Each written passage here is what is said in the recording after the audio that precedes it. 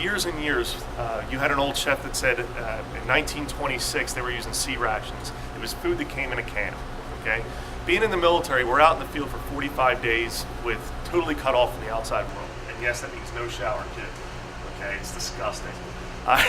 So we realized that we are very heavily worked when we're out in the field. We're doing 26-mile ruck marches with about 80 pounds load on our back. So we burn through a lot of calories. So the military came up with MREs, meal ready to eat. Okay, these are bags of food that are 2,000 calories a bag. Okay, it's supposed to be 3 meals in one bag, even though most of us eat it in one meal. The meals are good for 15 years before the first inspection. Okay, in any heat, 120 degree heat all the way down to negative 10 degrees. It doesn't matter. The meals are still good. So I thought of a competition because the biggest communication that we have is during chow time in the military, where we actually take off our rucksacks, we pop open the MREs. You don't get to pick what you get bags thrown at you, okay? And then what you do is you go to your battle buddies and you figure out what pieces you want to trade, okay? I might not want my chiclets, so I'll trade you for your Skittles. I don't want my peanut butter, I want the jalapeno cheese, okay? Each meal comes with different things and there is no perfect meal, okay? You have to trade. So the challenge I have for you is the soldiers over the years came up with ingenious ways to make cool little things. Okay, one of the most famous ones out of the MREs is called a Ranger pudding. Okay, you take the hot cocoa beverage mix, you mix it up with a couple other things along with some of the milk, the sugar, and you come up with this little pudding. Okay, so the challenge we have for you is we're going to give you a case of MREs. A case is going to have 12 bags in it. Each one is a different food product. You're going to be given cases A, okay, because you have an A, a B, and then the kosher is C. So we're going to give each team a case of A rations, okay? So you'll be able to go online and do your research.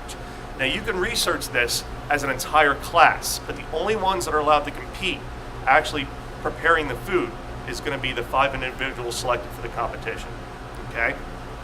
How this is going to work, you can start your researching. I'll give Chef the batch and lot numbers on the cases we're going to use, and I'm sure you can send that out to Essence, okay, as soon as you get it. So you're going to have all the time you want to research it. On a competition day, the case is going to be set down on the table. When you say go, you cut the case open and you can start dissecting the 12 bags. You're going to make a 3-course meal. That's all, just a 3-course meal. You could use anything in the kitchen, but as far as a heating source, you're only allowed to use the heaters that are given to you. Okay? Equipment, to clarify, you can use any equipment in the kitchen. Any molds, any strainers, but not any ladles. There are no ingredients. Only no what ingredients. Is contained, what is contained inside the kits. Exactly.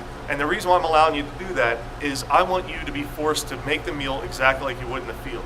Now, yeah, we don't have strainer roll. We might have strainers. We become very inventive when we use our tools to create our meals. So you're going to use the heaters. Each bag has a heater. So do your research on how to use them and the reason why I'm not helping you with that, as privates, you're not told how to use this meal either. You're thrown the bag, you open it, and you learn real quick, okay? Now, if you do want to call somebody that you know in the military, by all means, use that option. You can phone a friend if you need, okay?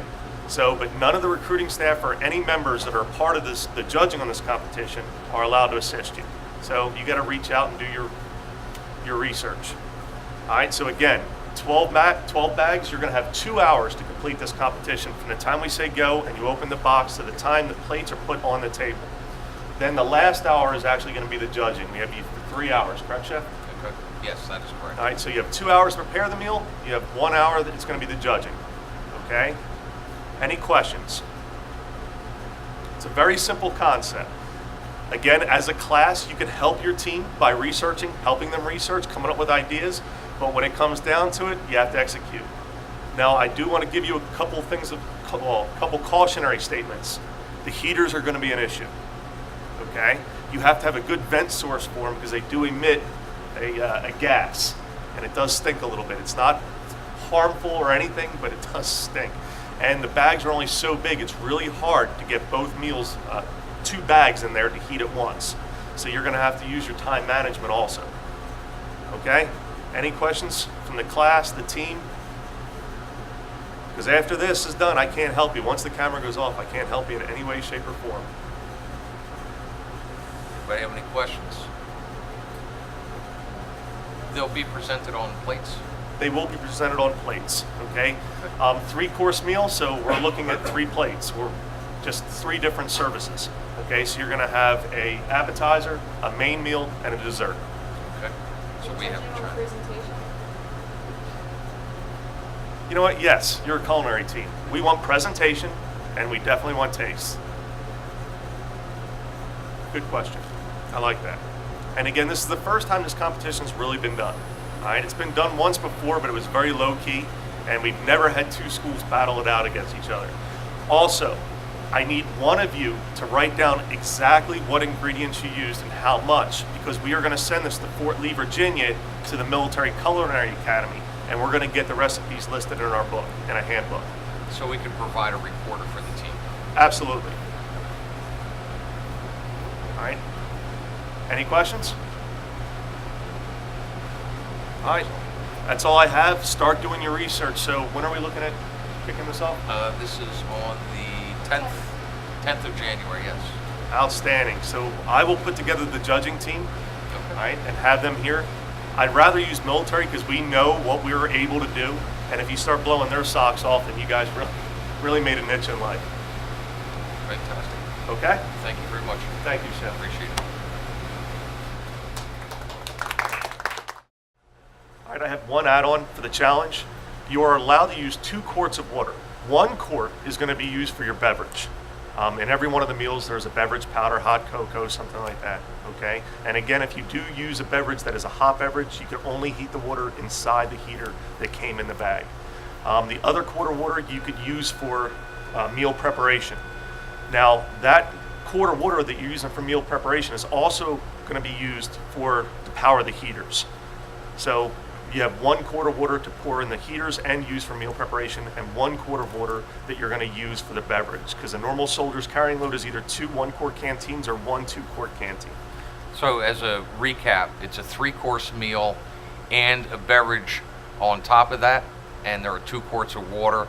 1 quart of water is to be used for meal preparation and the heaters that come in the kit to power those, and 1 quart of water is going to be reserved for the beverage.